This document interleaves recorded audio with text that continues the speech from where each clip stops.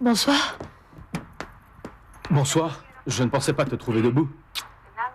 Nous devons parler, tu as déjà oublié? Bérénice, la vérité, c'est que je suis fatigué. Je ne pense pas que ce soit une bonne idée de parler maintenant. Aurélio a appelé. Et qu'est-ce qu'il a dit? Il faut que tu le rappelles de toute urgence. Il semble avoir des problèmes avec les saisonniers. Attends. Tu ne penses pas qu'il est un peu tard pour le rappeler? À moins que tu espères des nouvelles d'un autre registre. Je t'en prie, Bérénice, fiche-moi la paix avec ça. Je ne peux pas. Comment veux-tu que je réagisse quand je te demande de parler de nous, de notre futur, et que pour toi, il est plus important d'appeler tout de suite la Hacienda pour savoir ce qu'ils ont à t'apprendre sur ta saisonnière? Alors écoute-moi bien. Tu peux oublier tout cela. Paloma ne reviendra plus à la Hacienda et moi non plus.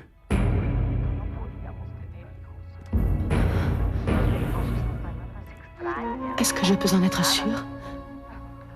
Pour moi, la seule garantie, c'est que nous ayons un enfant. Je crois que tu vas trop loin cette fois-ci, Bérénice. Toi et moi, nous n'aurons jamais d'enfant. Et tu sais parfaitement bien pourquoi. Tu ne veux pas avoir d'enfant. S'il te plaît, s'il te plaît, s'il te plaît! Tu ne veux pas avoir un enfant avec moi, Diego? Tu n'as pas besoin de me toucher. La seule chose à faire, c'est de désirer. Cet enfant, Diego, ta famille en a besoin. Et nous aussi, bien sûr. Écoute, nous serions une famille complète. Et j'en ai parlé à un spécialiste et on pourrait essayer l'insémination artificielle. Tu en es arrivé jusqu'à ces extrêmes. C'est pour nous deux, Diego. Je t'aime. Et je veux avoir un enfant de toi. Non, Bérénice. Mais enfin, pourquoi? Je ne pense pas que nous soyons prêts pour avoir un enfant maintenant. Qu'est-ce que tu veux dire par là? Explique-le-moi. Parce que je pense que je suis en train de mal interpréter ce que tu dis. Tu as parfaitement compris mon propos. Nous ne sommes pas encore prêts. Diego, nous sommes mariés quand même. C'est logique qu'au bout d'un an, nous pensions à fonder une famille.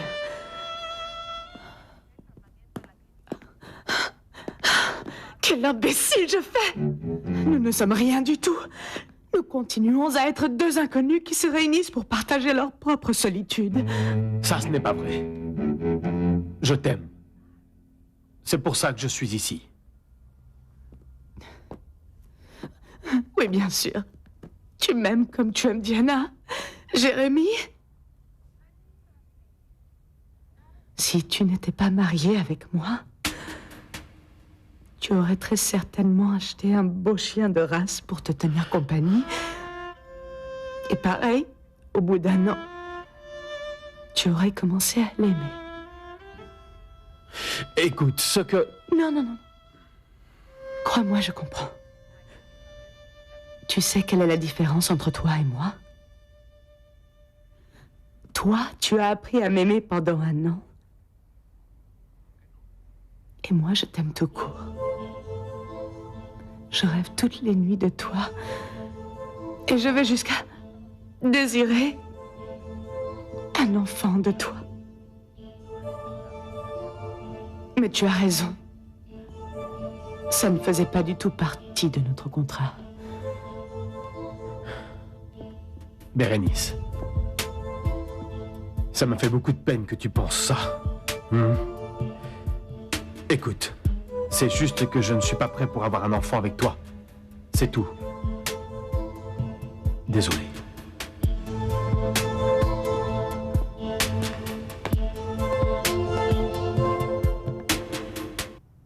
Dis-moi alors, qui t'a envoyé cette invitation?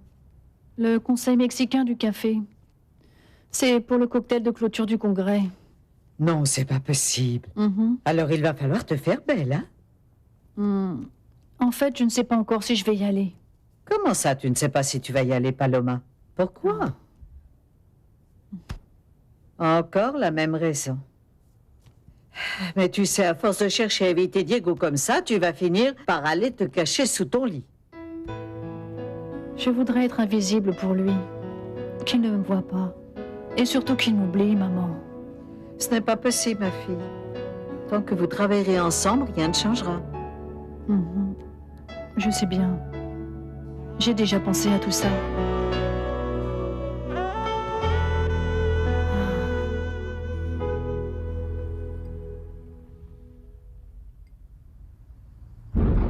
Mademoiselle Olivares s'est présentée ici pour devenir secrétaire. Et ce poste, elle ne l'a pas eu parce qu'ils l'ont renvoyé. Définitivement.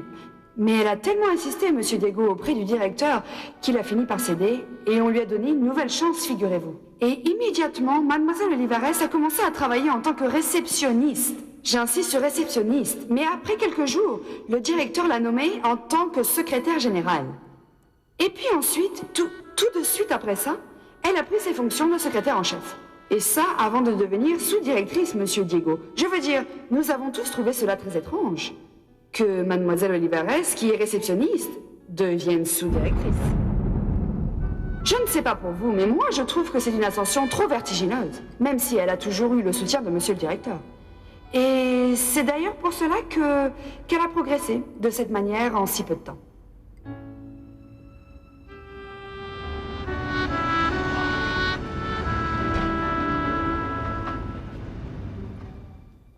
Bonjour.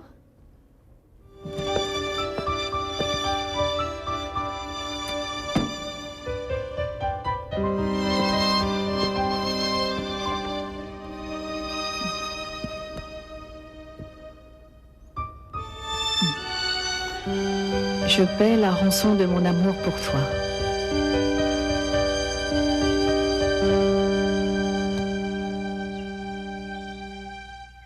Tu as bien entendu, ils ont arrêté la récolte. Ils veulent te mettre la pression pour que tu les augmentes. Ils veulent plus d'argent pour les sacs de café qu'ils ramassent. Ils sont fous! C'est certainement nous qui l'ont payé le mieux! Mais oui, mais il y a quelqu'un qui leur a monté la tête. Et ils se sont mis dans l'idée que si on ne les augmente pas, ils ne ramassent pas. Le problème, c'est que nous devons commencer! Il y a beaucoup de saisonniers, Diego. Et on ne pourra pas en trouver plus. Et avec ces agitateurs, on risque de perdre la récolte, Diego. Alors va leur parler, va les menacer. Dis-leur qu'on ne les embauchera pas l'année prochaine. Oui, c'est ce que j'ai fait en premier. Mais la vérité, c'est que je pense qu'il vaut mieux pour tout le monde que tu viennes leur parler en personne, Diego. Tu es vraiment le seul à pouvoir résoudre ça. Mais je ne peux pas. Ça doit attendre demain. Ce soir, je dois encore aller au congrès. Écoute, je veux que tu leur dises que j'arrive demain. Je vais essayer de prendre le premier vol pour être là-bas le plus tôt possible. À demain.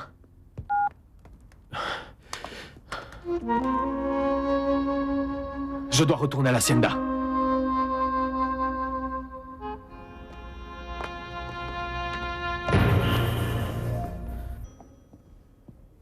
Bonjour, Monsieur Pérez. Bonjour à vous, mademoiselle. Quel beau bouquet de fleurs. Magnifique, n'est-ce pas? Excusez-moi un instant. Standard de la Cafetalero Exportation, bonjour. Oui. Un instant. Non, monsieur. Il me faut ce café à Tampico au plus tard en fin de matinée, c'est compris? Et moi, qu'est-ce que je dois dire à mon client, hein?